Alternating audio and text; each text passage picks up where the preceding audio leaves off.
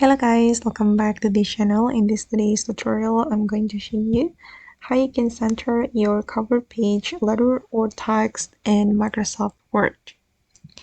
Okay, let's get into it guys. Here I have opened my document on Microsoft Word, and first of all I'm going to select all this text and I'm going to go to the home and I'm going to choose the center alignment.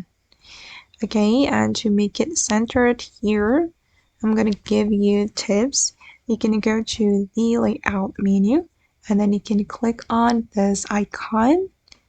Okay, then go to the layout here and you're going to go to the vertical alignment and just click on center.